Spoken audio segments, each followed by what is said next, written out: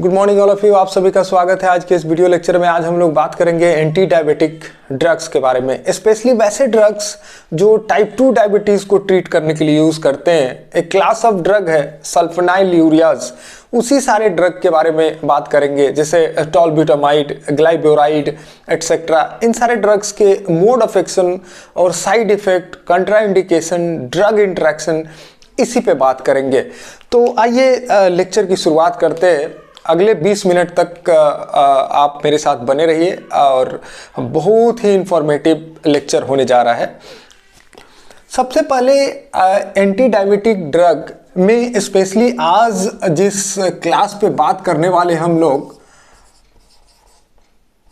Sulfonyl ureas पे बात करेंगे। ये क्लास है एंटी डायबिटिक ड्रग का, जो बेसिकली ये सब टाइप 2 डायबिटीज़ को ट्रीट करने के लिए ड्रग यूज़ करते हैं। उसमें जो फर्स्ट जनरेशन का ड्रग है, फर्स्ट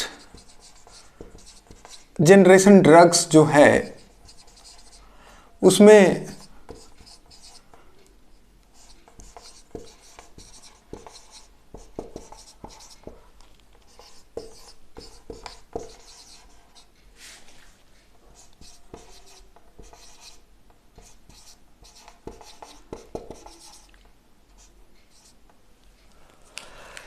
टॉलब्यूटामाइड और क्लोरप्रोपामाइड, ये फर्स्ट जनरेशन का ड्रग है।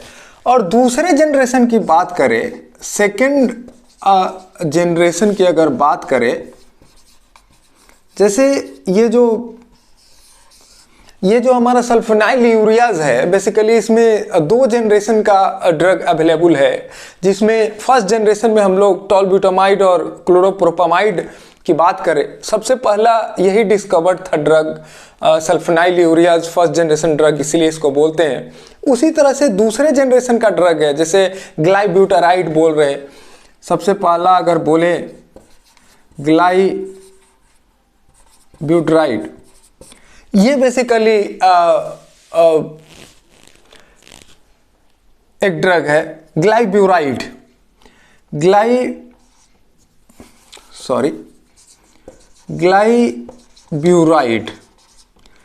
ग्लाइब्यूराइड है।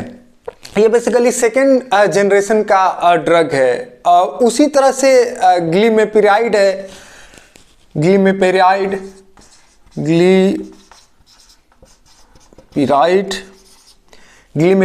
एक ड्रग है जो सेकेंड जनरेशन के अंदर आता है। ग्लिपेजाइड है।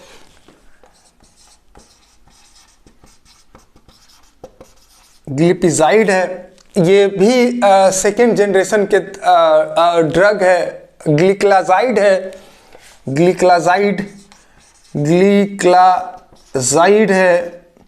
ग्लिक्लाजाइड है। तो यही कुछ ड्रग हैं जो फ्रिक्वेंटली हम लोग यूज़ करते हैं। सल्फोनाइल यूरिया के अंदर फर्स्ट जनरेशन ड्रग है टॉलब्यूटामाइड, क्लोरोप्रोपामाइड। सेकेंड जनरेशन के तौर पे जो ड्रग यूज़ करते हैं ग्लाइब्योराइड है, ग्लिमेपिरीड है, ग्लिपेजाइड है, ग्लिक्लाजाइड है। ये कुछ ड्रग है जो अमूमन हम लोग टाइप 2 डायबिटीज़ मेलाइटस टाइप 2 में यूज़ करते हैं दरअसल ट्रीटमेंट के लिए।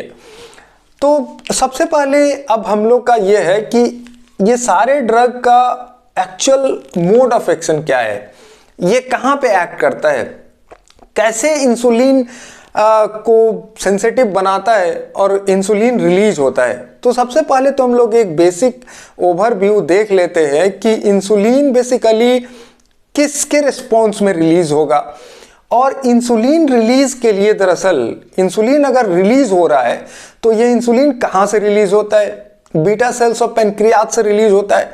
तो ये बीटा सेल्स ऑफ पैनक्रियाज से रिलीज होने के लिए दरअसल ये कौन सा फैक्टर रिस्पॉन्सिबल है कि उसके रिस्पॉन्स में beta cells beta cells release करता है, क्योंकि बीटा सेल्स के अंदर इंसुलिन सिंथेसाइज स्टोर वेसिकल्स के फॉर्म में बीटा सेल्स में होता है।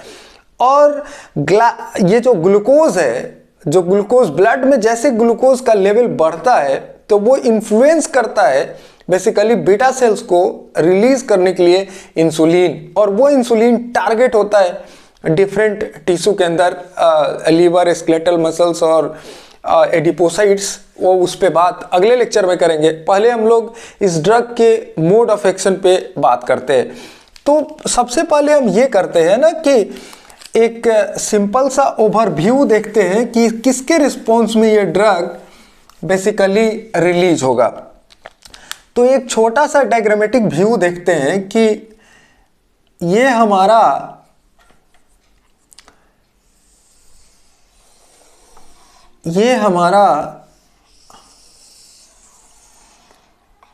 ये बीटा सेल्स है, अगर इनलार्ज्ड बीटा सेल्स है, ये बीटा सेल्स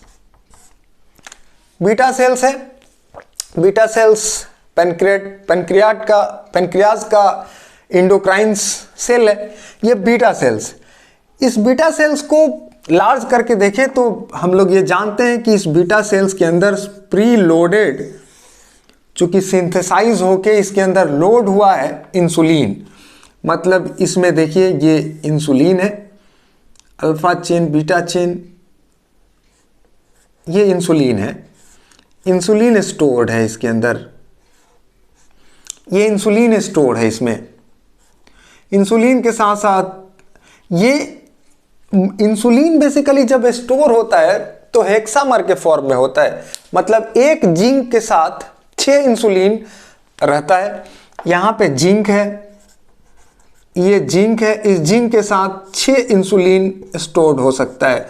पर याद रहे कि active insulin, biologically active insulin basically monomer के फॉर्म में ही होता है, पर स्टोर हेक्सामर के फॉर्म में होता है। मतलब कि ये इंसुलिन है, 6 इंसुलिन होगा, 6 एक जिंक होगा और इसके साथ 6 इंसुलिन यहां होगा। इंसुलिन के साथ हो सकता है एमाइलिन हो, प्रो इंसुलिन भी हो सकता है, इसके साथ प्रो इंसुलिन भी हो सकता है, सी पेप्टाइड भी हो सकता है। तो स्टोर्ड वेसाइकल्स में ये होता है बीटा सेल्स के अंदर। अब जैसा कि हम बोल रहे थे कि इंसुलिन रिलीज किसके रिस्पॉन्स में होगा, तो अगर एक छोटा ओवरव्यू देखें तो जैसे कि ये हमारा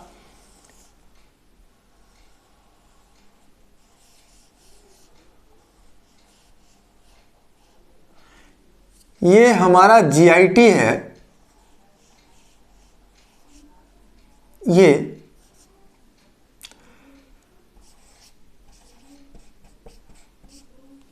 गैस्ट्रो इंटेस्टाइनल ट्रैक्ट, और जैसे हम लोग मील लिए फुल रिच ऑफ ग्लूकोज, ये डाइट में ग्लूकोज रिच डाइट जैसे लिए हैं, तो ये ग्लूकोज यहाँ से हमारा ये जो ब्लड वेसल्स है, ये ब्लड में ग्लूकोज अब्जॉर्ब होगा। इसका क्या मतलब हुआ कि हाइपरग्लाइसेमिक हो गया यहाँ, मतलब ग्लूकोज का लेवल जैसे बढ़ा तो इसको क्या बोलते हैं, हाइपरग्लाइसेमिक कंडीशन, इसको बोलते हैं हाइपरग्लाइसेमिक कंडीशन। अब जैसे ग्लूकोज का लेवल हाई हुआ तो इस बीटा सेल्स पर ग्लूकोज के लिए ट्रांसपोर्टर होता है। ये ग्लूकोज अंदर आए, क्योंकि थोड़ी देर पहले बता रहे थे कि ग्लूकोज के रिस्पॉन्स में ही ये बीटा सेल्स इंसुलिन रिलीज करेगा। अब बीटा सेल्स इंसुलिन रिलीज करे इससे पहले क्या है कि ये जो ब्लड में हायर लेवल ऑफ ग्लूकोज है, ये बीटा सेल्स इसको ट्रांसपोर्टर के माध्यम से, ये जो हमारा ट्रांसपोर्टर है इस पे, ये ट्रांसपोर्टर इस ट्रांसपोर्टर को बोलते हैं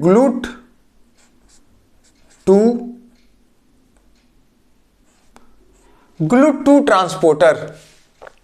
ये GLUT2 ट्रांसपोर्टर ये एक्चुअली 12 पास ट्रांसपोर्टर है, मेम्ब्रेन को 12 बार क्रॉस किया करता है। ये 12 पास ट्रांस मेम्ब्रेन कैसा है, ये 12 पास है। इसलिए इस ट्रांसपोर्टर को हम लोग बोलते हैं बेसिकली क्या कि ये ग्लूकोज ट्रैपर है, ग्लूकोज को ट्रैप करता है, इसलिए ग्लूकोज ट्रैपर भी इसको बोलते हैं।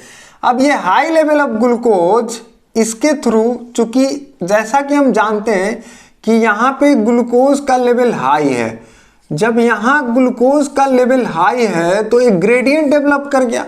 अब इस ग्रेडियंट के चलते लोअर इस सेल के अंदर, बीटा सेल्स के अंदर ग्लूकोज का कंसंट्रेशन लो है और ये बाहर ग्लूकोज का कंसंट्रेशन हाई है, तो एक तरह का ग्रेडियंट इसमें डेवलप कर गया।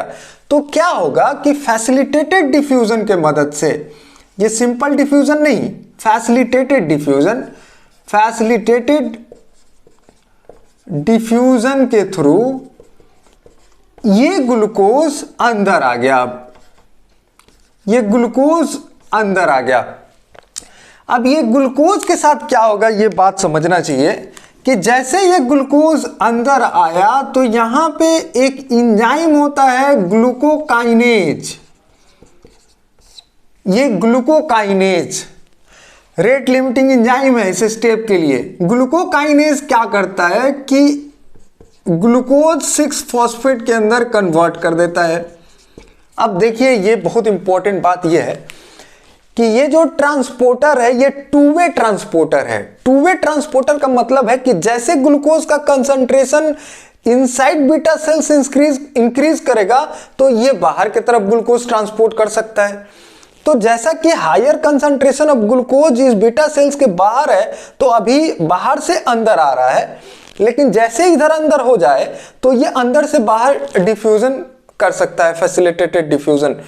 अब इसको रोकने के लिए, इसके कि या बीटा सेल से बाहर ग्लूकोज नहीं चले जाए, ग्लूकोज को ट्रैप करने के लिए दरअसल ग्लूकोकाइनेज इसको कन्वर्ट कर देता है ग्लूकोज 6 फॉस्फेट में।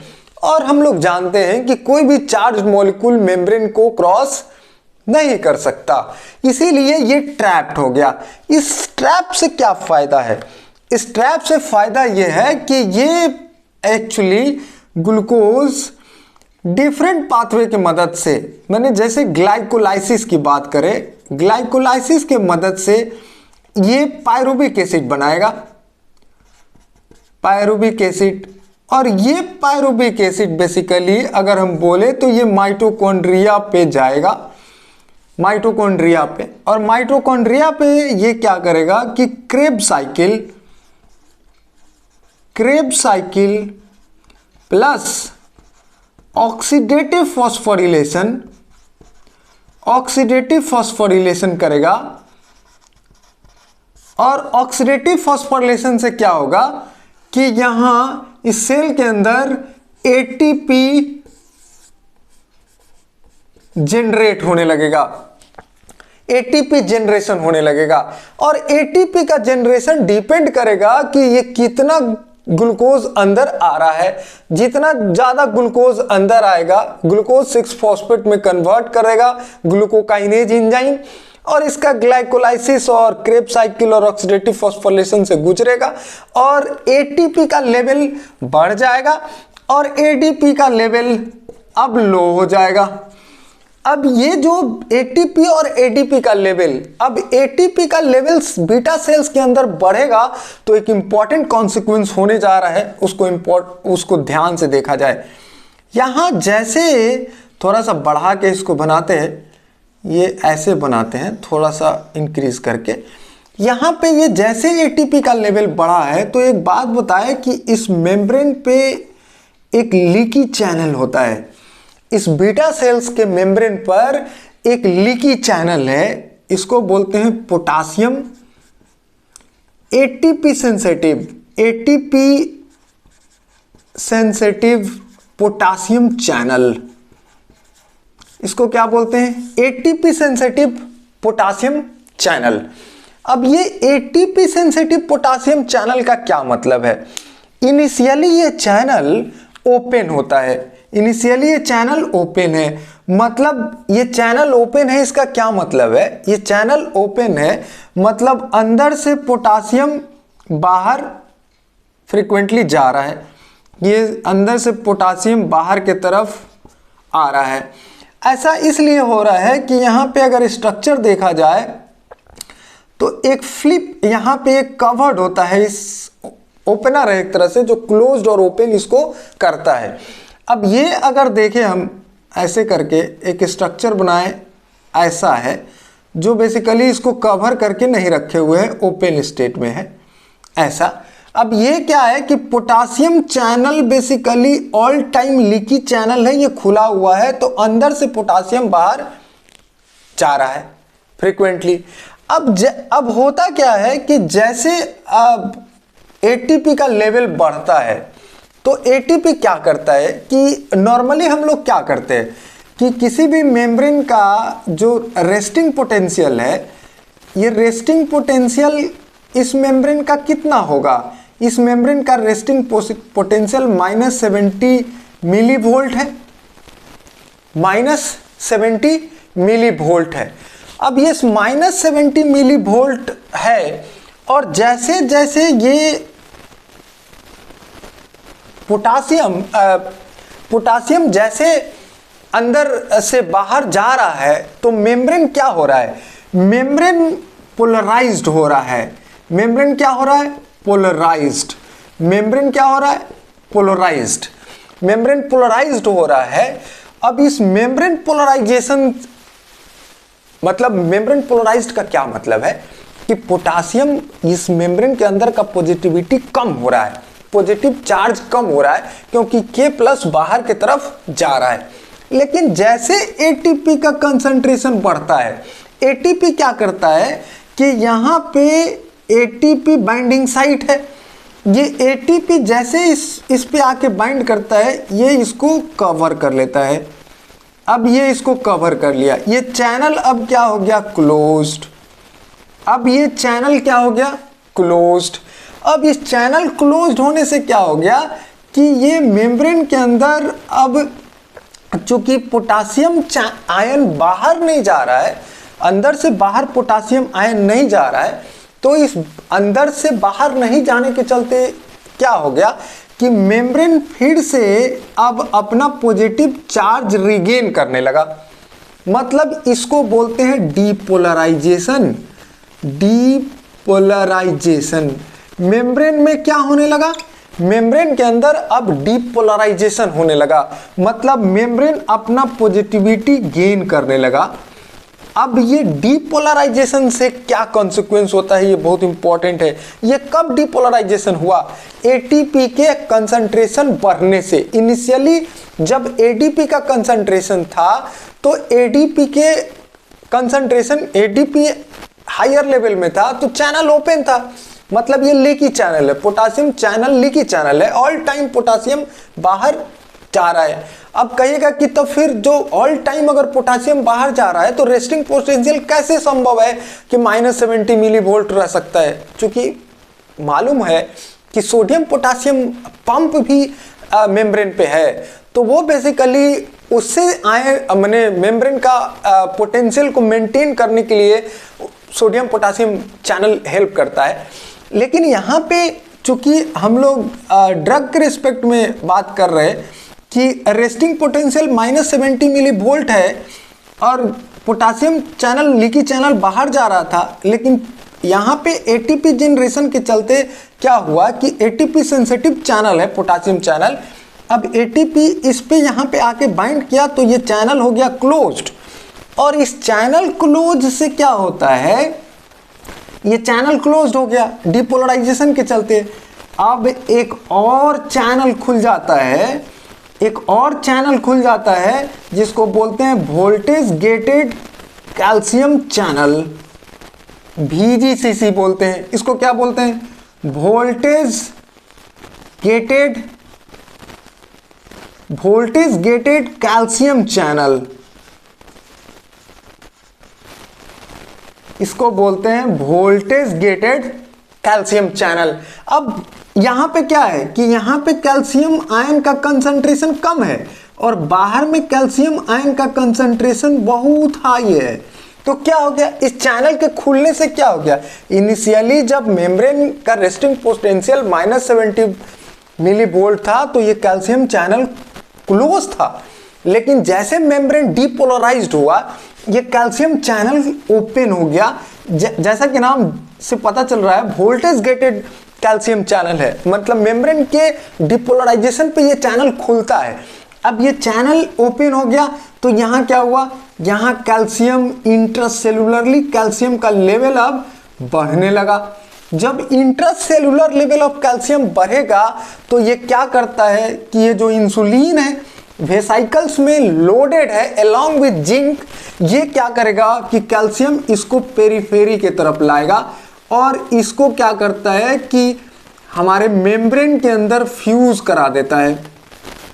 मतलब ये जो हमारा ऐसे अगर देखें, ये मेम्ब्रेन में अब आके फ्यूज कर गया, और ये मेम्ब्रेन में फ्यूज कौन कराया, हायर लेवल ऑफ कैल्शियम। और ये वेसाइकल से अब क्या होगा कि इस वेसाइकल से बाहर एमाइलिन प्लस एमाइलिन रिलीज होगा, इंसुलिन रिलीज होगा, प्रो इंसुलिन रिलीज होगा और कुछ सी पेप्टाइड भी रिलीज हो सकता है। तो इतना सारा ये वेसाइकल्स में जो प्री लोडेड इंसुलिन, एमाइलिन और प्रो इंसुलिन और सी पेप्टाइड, ये सारा रिलीज हो गया। अब चूंकि हम लोग बात कर रहे हैं कि मोड ऑफ एक्शन क्या होगा, ये अगर बात करें कि ये ग्लाइब्यूराइड है, जैसे टॉलब्यूटामाइड फर्स्ट जनरेशन का ड्रग है टॉलब्यूटामाइड। ये टॉलब्यूटामाइड एक्ट कहाँ करता है, तो ये मैकेनिज्म समझने के बाद अब बहुत आसान है इस बात को समझाना कि टॉलब्यूटामाइड along with first and second generation drug, ये बेसिकली ये सब ड्रग काम क्या करता है। तो ये सब drug basically ATP sensitive potassium channel blocker है।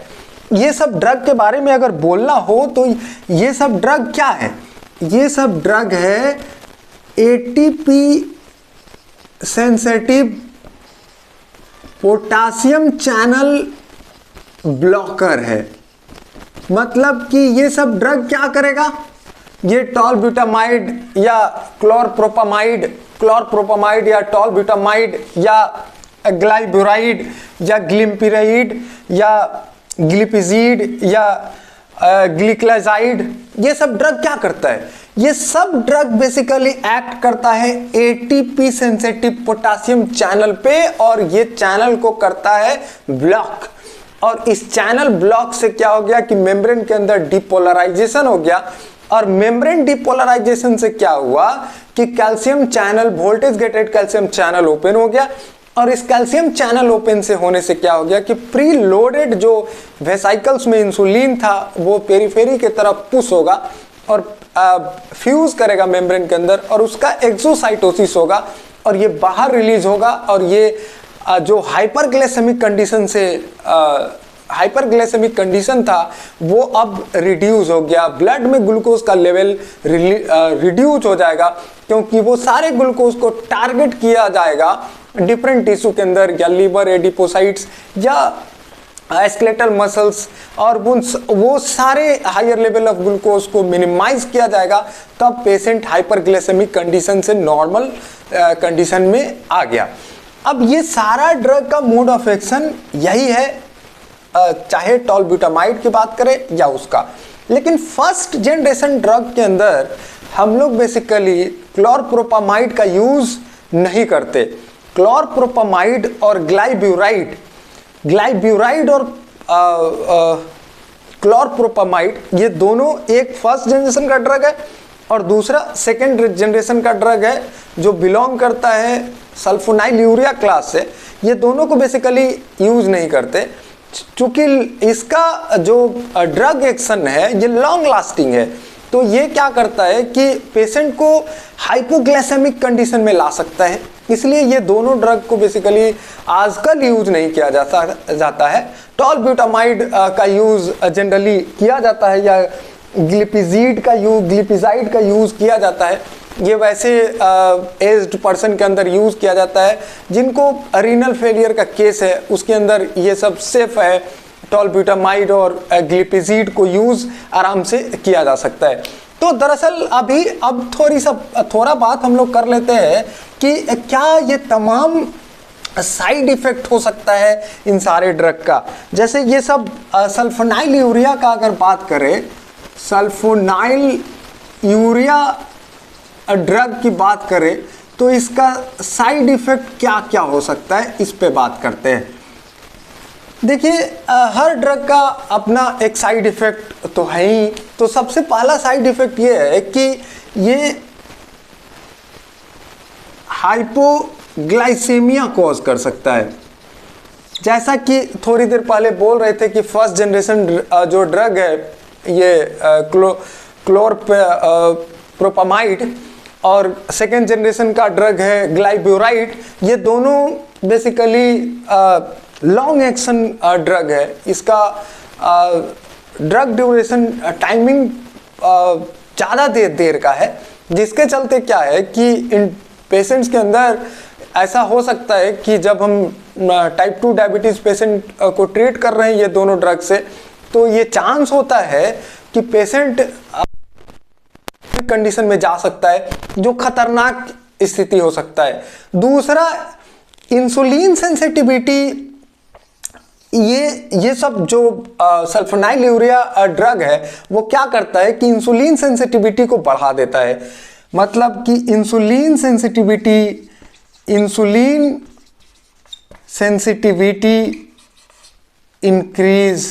इंक्रीजेस, जो कि अच्छा बात नहीं है। इंसुलिन सेंसिटिविटी इंक्रीज होना ये एक तरह का बहुत नॉर्मल बात नहीं है।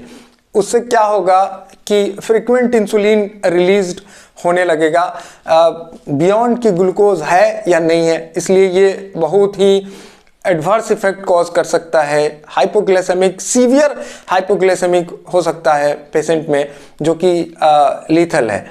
दूसरा कि ये हेपेटिक ग्लूकोज के लेवल को घटाएगा,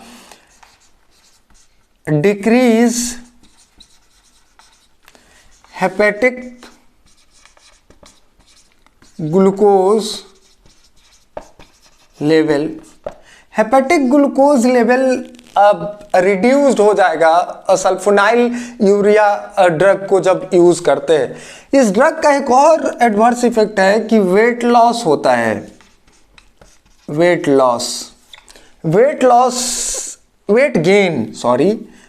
गेन। इस सल्फोनाइल यूरिया ड्रग यूज करते हैं तो पेशेंट में वेट गेन होने का प्रोबेबिलिटी बढ़ जाता है।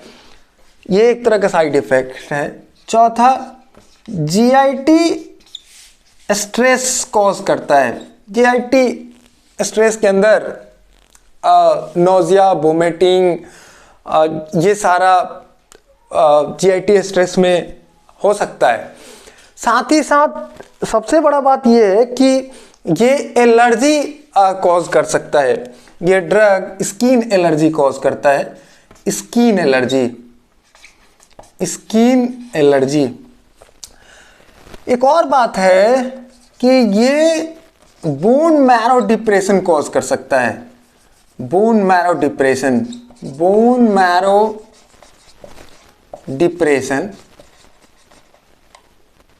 डिप्रेशन, जिसमें न्यूट्रोपेनिया हो सकता है।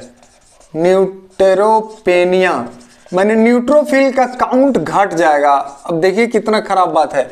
न्यूट्रोफिल का काउंट अगर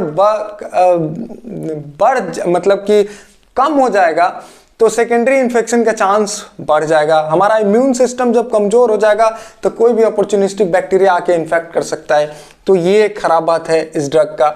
दूसरा क्या है कि ये बेसिकली रीनल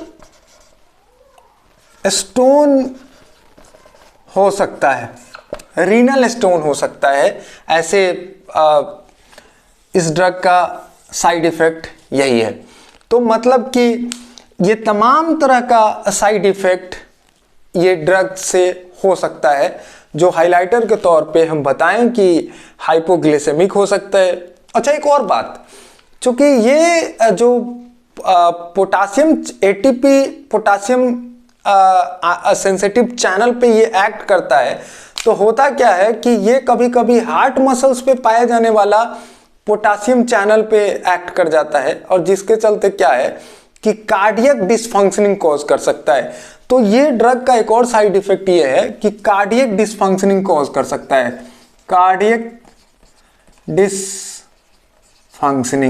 ये भी एक साइड इफेक्ट है जो दिमाग में होना चाहिए।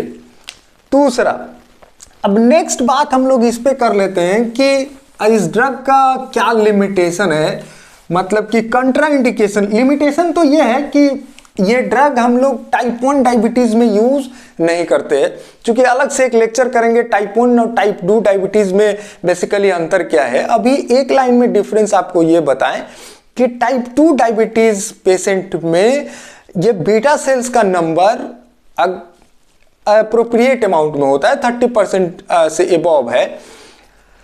टाइप 1 पेशेंट के अंदर बीटा सेल्स रिड्यूस नंबर में होता है, मतलब बीटा सेल्स बहुत कम अमाउंट में होता है। तो बीटा सेल्स है ही नहीं, तो हम ये ड्रग क्या कर रहा है कि बीटा सेल्स को फोर्स कर रहा है कि बीटा सेल्स इंसुलिन को रिलीज करे। अब जब बीटा सेल्स है ही नहीं तो इंसुलिन रिलीज होगा कहां से? इसीलिए टाइप 1 डायबिटीज के अंदर ये ड्रग यूज नहीं करते, प्रेगनेंसी में ये ड्रग यूज नहीं करते, लैक्टेटिंग मोमेंट के अंदर ये ड्रग यूज नहीं करते। ये सब कुछ लिमिटेशन है इस ड्रग का। तो सबसे पहले बात कर लेते हैं कि ड्रग इंटरेक्शन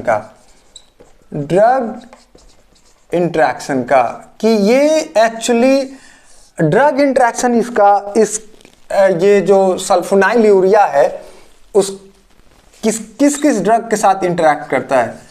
ये सल्फोमाइड ग्रुप ऑफ एंटीबायोटिक के साथ ये निगेटिवली इंटरैक्ट कर जाता है। दूसरा, रिफाम्पिसिन के साथ, देखिए सल्फोमाइड के साथ इंटरैक्ट कर सकता है और दूसरा रिफाम्पिसिन के साथ कर सकता है। ओरल कंट्रासेप्टिव पिल्स के साथ करता है, ओरल कंट्रासेप्टिव पिल्स